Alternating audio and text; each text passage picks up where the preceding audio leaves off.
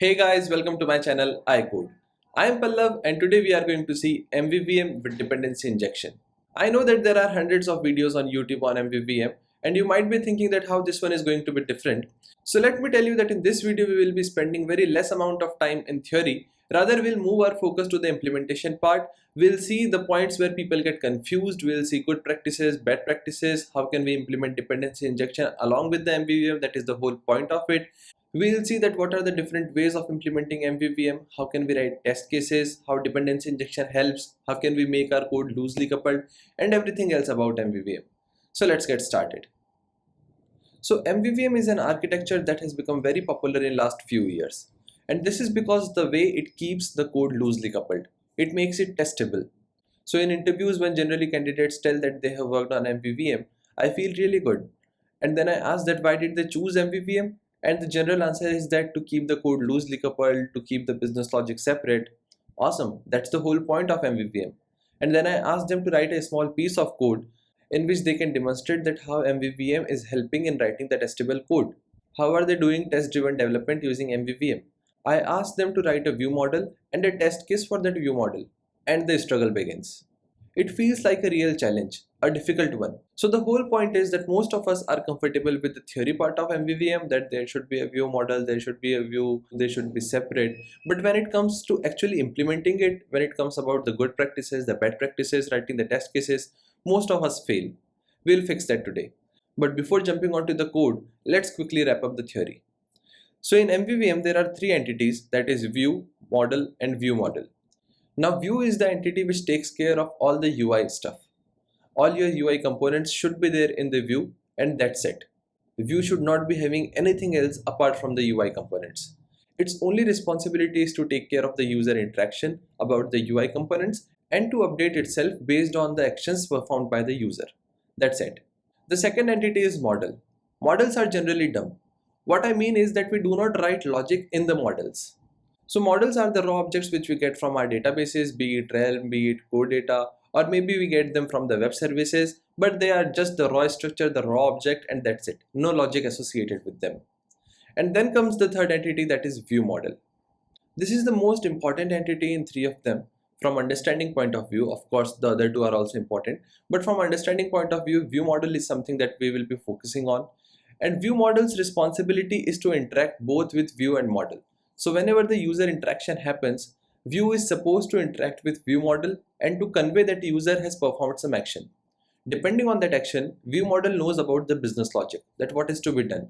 Some web service call is to be made, or some computation is to be done, some logic is to be executed, and depending on those, view model performs that action and responds back to the view. So this is how it is done. View tells view model that user has performed some action, and based on that, view model tells the view that how it should update itself. So let's say that user has pulled the table view and pull to refresh was implemented. So view will tell view model that user has pulled the table view, and then view model knows that a web service call is to be made. So view model will interact with the network layer. Network layer will make the web service call. The models will be updated with the new data, and when the models will be updated, view model will let the view know that okay, new data is available, update yourself. The interaction with model is also similar. So whenever model updates, view model is informed about that, and then view model tells view to update itself. That is how the whole cycle works of MVVM. So we have view, we have model, and then we have view model. And this is how they interact. Notice that there's no direct interaction between view and the model. The only communication between them happens through view model. Now let's see that what should we keep in our mind while writing the view model. So when we write view models, we should take care of these things.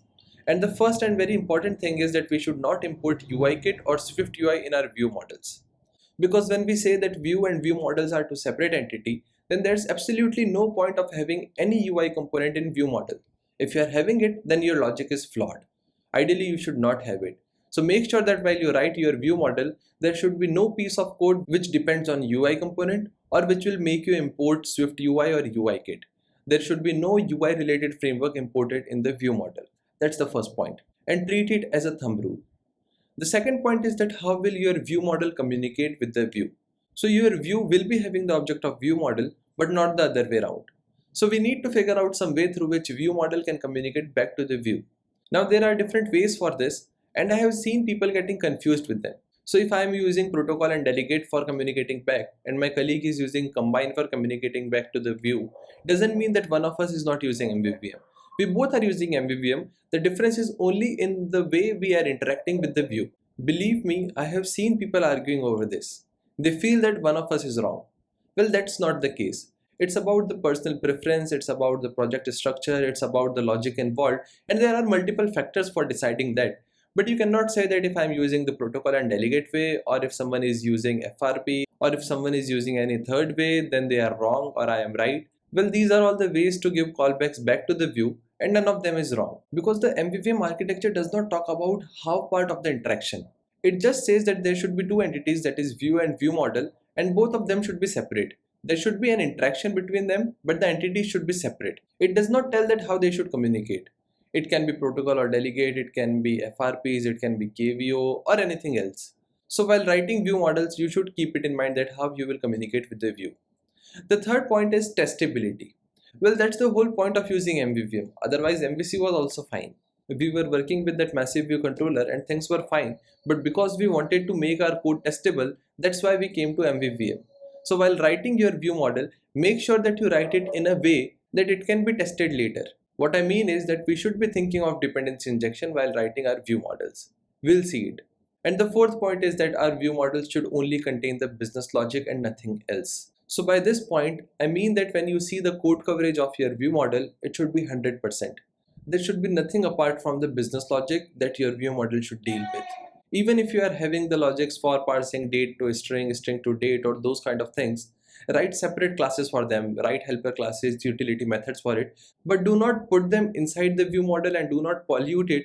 So your view model should only contain business logic and that's it, nothing else.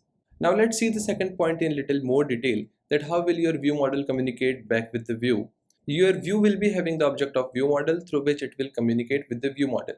Basically, it will tell that what action has been performed by the user, and then view model will execute the relevant logic. But when we talk about the callbacks, that how will view model inform the view about the updations, we have certain options for it. So either we can use the protocol and the delegate way. The second option is using the closures. So view will set some closures inside the view model, and then when particular closure will be executed, it will get the callback. The third approach can be using the property observers, or some people call it the boxing technique. So if you don't know it, we are going to see it in a while. And the fourth way is using FRP, that is functional reactive programming. So either you can use third-party frameworks like RX for it, or you can use the Apple's framework for FRP, that is combine. So this was about the theory part of MVVM, and now let's see it in action. Let's see an application that is using MVVM and dependency injection, and let's understand its code. I'm having this project which is using MVVM and dependency injection. I have also used this in other videos of mine and I got the messages to explain the code of it. So I thought that it can be a good use case. I'm using Swift UI for the UI part, Combine for making the web service calls and the other FRP stuff for getting the callbacks from the view model and all that. And nothing for the dependency injection. I haven't used any third-party library for dependency injection. So we'll understand the dependency injection by writing the code from scratch, no third parties involved. So this is the application. Let's understand the use case first and then we'll understand the code. So this is the home screen which makes a web service call and fetches a list of flight. Those flights are displayed here in a list, and on click of any particular flight, we have a detail screen. Another web service call is made from this screen to fetch the details of that particular flight, and those details are rendered here. So you can see that we have some stoppage here, some duration, an original price was there, and then we are having a discounted price, whether the flight is cancelable or not.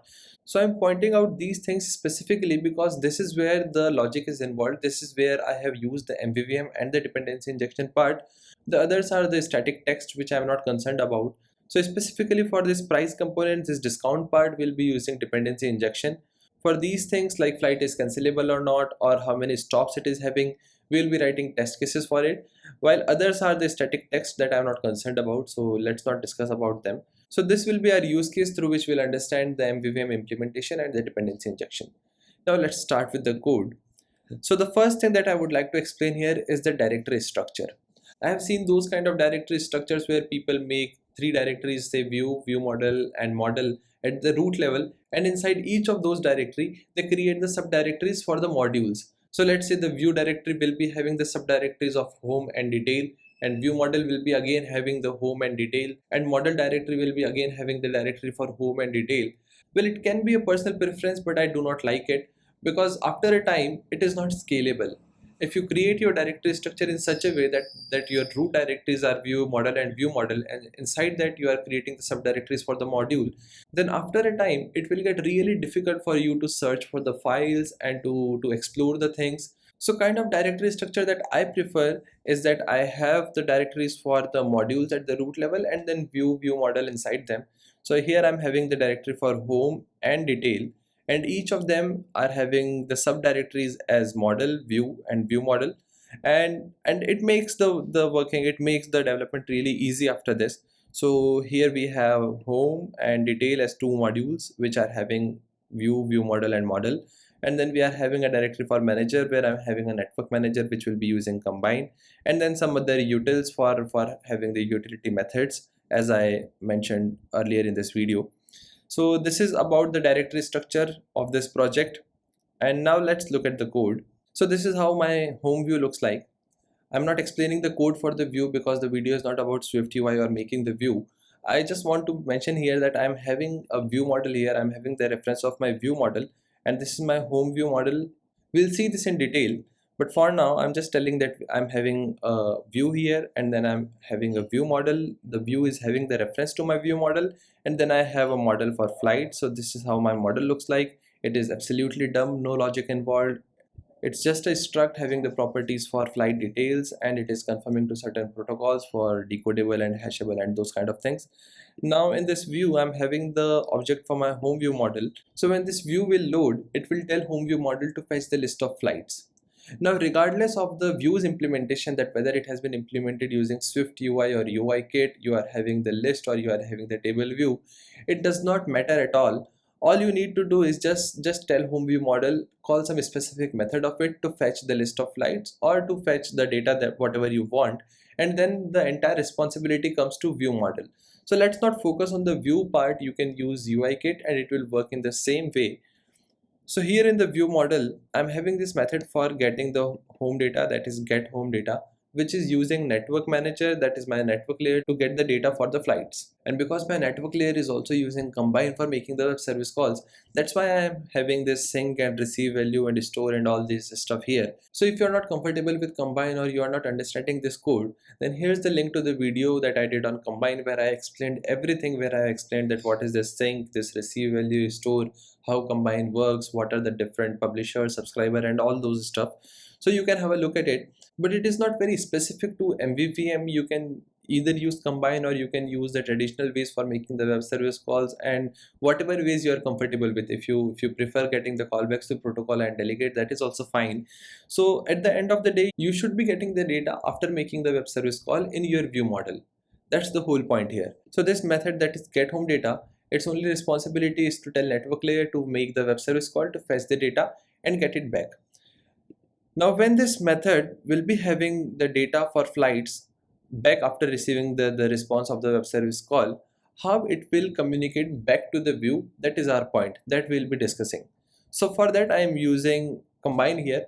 Now it's not like that I'm a big fan of combine, that I'm using it everywhere or something like that. It's just that I follow a practice that start using the things with which you are not very comfortable. So instead of running away from those things that I don't know it, I don't know combine or anything in particular, just start using it. So here I'm using combine for giving the callback to the view. But what are the other options that we discussed? So one was protocol and delegate. So how you could have done it is you could have made a protocol, say home view model delegate, and this should be any object, and it should be any object because I want the delegate to be weak, and whenever we want something as weak, it should be reference type. So that's why I have used any object here. And keep it in mind that this is one of the interview questions, that what is the difference between any and any object, where most of the candidates get confused. So this is the thing, that when we want something as the reference type, we use any object for it. So here I'm using any object for this protocol of mine, that is home view model delegate. And then we can have any method in this. Let's say func did receive home data maybe, and then we can pass on flights. So this will be an array of flights, and here in the home view model we can have a weak where delegate that will be of type home view model delegate, and my view will set the delegate as self, and when I need to give callback to the view, what I can do here is that I can simply self delegate dot did receive home data, and then I can simply pass the object for flights data or something like that. So you can have different methods in your protocol depending on your requirements. So this is one of the ways through which you can communicate with your view, and it is completely fine. It is, I mean, it's not a bad practice or a wrong way to communicate in any way.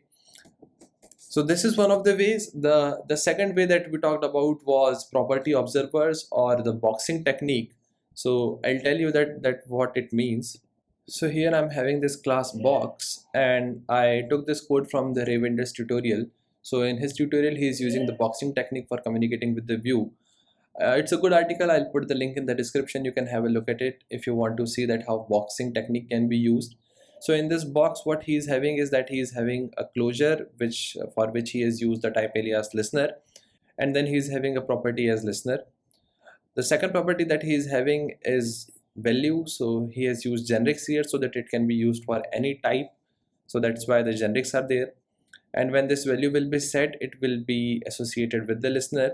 So here's the init method, and whenever the value will be passed, the value will be set. The date set will be called, and then it will be associated with the listener. And then there's this method that is the bind function. So this will bind the listener with that particular property, with that particular property which you need to observe, that whenever that property will change, you should get some callbacks. So for that, the bind is used, and this is how we can use it. So in your view, let's say that in your view did load method, what you can do is that you can say that view models dot flights dot bind, and to do this you should be having the flights as the box object in your view model. So in your view model you can declare the flights as box, and then pass an empty flights array, maybe just for initialization. And then in the view did load in your view, you can just call the bind method so that you will receive the callbacks whenever the flights property will change. So this is the boxing technique. Essentially, it is also following the observer pattern that we are observing to some particular property which we have wrapped in a class box. And because we do not want to import a third-party framework like RX, or we do not want to use combine for just this minor purpose, that's why this boxing technique has been used. But other than that, you can always use the combine framework or any FRP framework for that matter. The third technique is closure. So in closure, what you can do is, if you want to use closure in your view models, you can declare the closures here. So let's say where did receive data, and then we can have an array of flights, and this will be returning void. So this is how we can have a closure. And then whenever you receive the data, you just call this closure and pass the data. And because your view will be having the implementation for this closure, it will receive the data and then it can update itself. So this is how you can use closure for giving the callbacks to the view. We already saw that how we can use the property observers or the boxing technique, and we are already having this implementation for the combine here. The fourth way was protocol and delegate, that also we saw. So if you are using combine, your view model can conform to the observable object protocol, and then for all the properties whom you want to listen in your view, you can declare them with the @published, and in your view you will be having the view model as your observed object, and then it will start listening to all the changes which are happening in that particular object. So for more details on combine, you can have a look at that video of mine which I did on combine. So this is how I'm communicating between view and view model. And now comes the core part that we talked about, that our view model should be only having the business logic and it should be testable. So for that, let's have a look at our detailed view model, that what all we are having there. So in this flight detail view model, I'm having the methods for getting the actual fare, for getting the discounted fare, for getting cancellation text, for getting the stoppage and all those. And you can see that the code coverage of my view model is really good. I am having the test cases for almost all of the methods of my view model except this one, that is get flights data. So I intentionally left the test cases. I intentionally skipped the test case for this particular method because it is involving the web service call, and in order to cover that I had to create the stubs for getting the mock response and all that I didn't want to cover in this particular video, else it would have been, you know, core on the unit testing part. So I skipped that part so that we do not deviate from our topic. Other than that, all the methods are having the test cases for them. The code coverage is really good, and we'll see that how writing of the test cases was possible, how the testing was really easy. I mean, how did the code was testable though it is having the external dependency on one of the components, that is the discount eligibility manager. So let's see that what it is and how the dependency has been resolved. So here if you see in my detail screen, I'm having this price that is 32887. Now this is the actual fare that I am receiving from the web service, from the response. And then there's this discounted fare that is 28611. So this is the discount fare, and based on some percentage of discount that I'm receiving in the web service response, I'm applying that discount, and that is how this discounted fare is coming here. So I'm having this method here that is get discounted fare. Now it takes the fare, the actual fare from the details object, and then I get the discount percentage from the details object. And then I'm having this entity that is discount eligibility calculator, which is having a method get discount eligibility. Now this method checks that whether the user is eligible for getting the discount or not. So for that, this method can have certain web service calls in it. So if we see this method that is get discount eligibility, there can be a bunch of stuff in there. So the very first thing that it will do is that it will check that whether user is logged in or not. If user is logged in, then it will get the reference of the user's object to get the necessary details of the user, and then probably it can make a web service call for getting the eligibility. So generally these logics are implemented at the server side. So it can make the web service call, it will pass the user data along with it. After getting the response, it will pass the data, and then there can be some additional logic based on the data that has been received through that web service call. So what I mean is that there can be a bunch of stuff that can be involved in this method, and I just left it blank for the demo purpose. But in the actual project, you will be having certain dependencies on which your view model will be depending on. And now let's see that how this dependency has been resolved using dependency injection. So if we see at this method that is get discount eligibility, which is being called from the reference of discount eligibility calculator. So this method is in the class that is flights discount eligibility calculator, and this class is confirming to a protocol that is discount eligibility calculator. So if I see this protocol, I'm having this method that is get discount eligibility. Now what was the need of creating this protocol? I mean, what I could have done is that I could have simply, instead of taking the object of this protocol type, what I could have done is that I could have simply taken, say, where discount eligibility calculator, and then say flights discount eligibility calculator,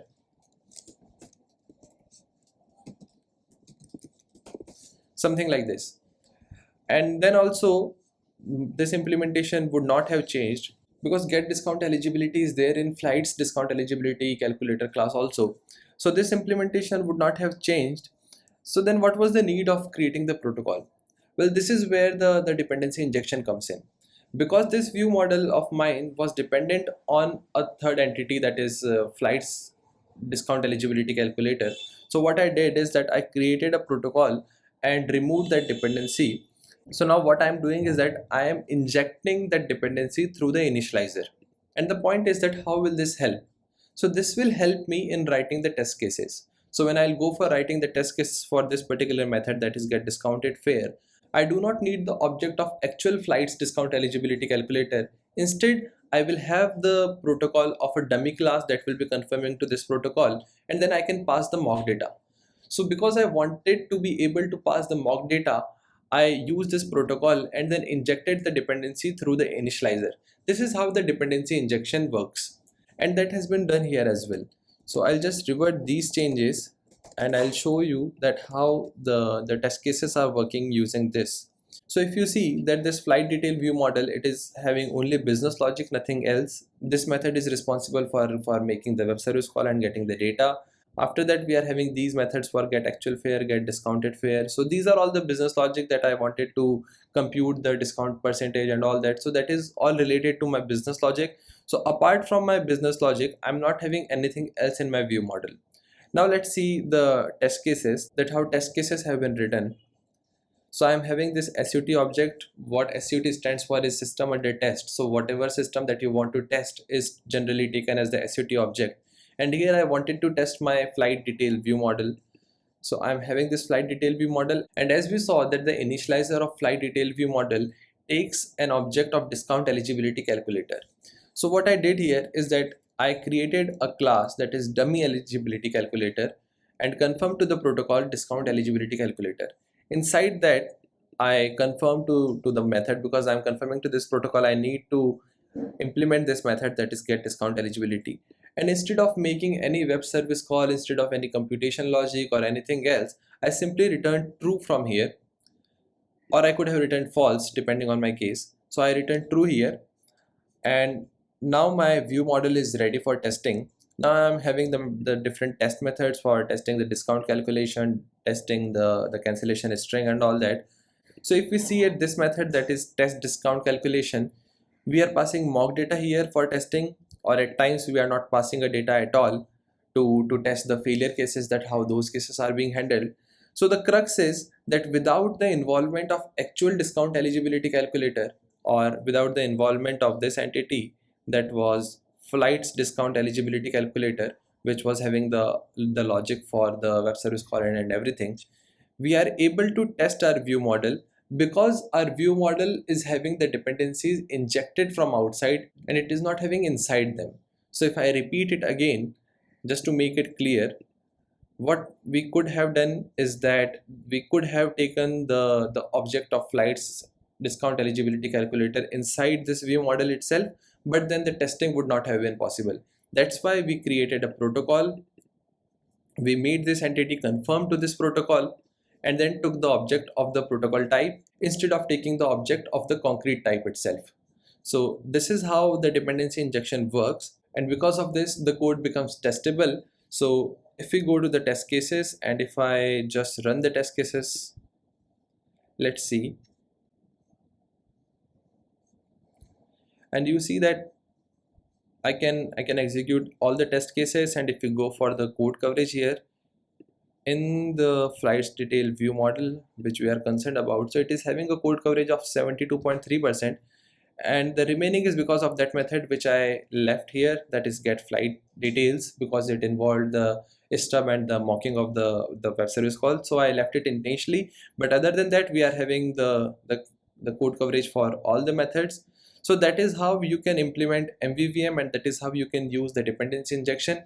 The dependency injection makes it testable, it makes it loosely coupled, and this is what you should keep it in mind. So while writing your view model, you should keep it in mind that how you will test it, whether this implementation is testable or not. If there are any dependencies, are you having any provision for passing the mock data? Are you having the protocols for them? Are you injecting them from outside, be it from initializer, be it from some method? So that is a different thing. And if you want to learn more on the dependency injection, here's the link of a video that I did on dependency injection. So this is how you should implement the view models, and that is pretty much about the MVVM with dependency injection. If you are having any doubts, please leave them in the comments. I'll try to answer as much as possible. And as far as the code is concerned, I'll put this on the GitHub, and we'll put the link of the repo in the description so you can clone it from there. That's pretty much for this video. A new video comes out every weekend, so you can consider subscribing to the channel. Let's write better code together. Happy coding and stay safe.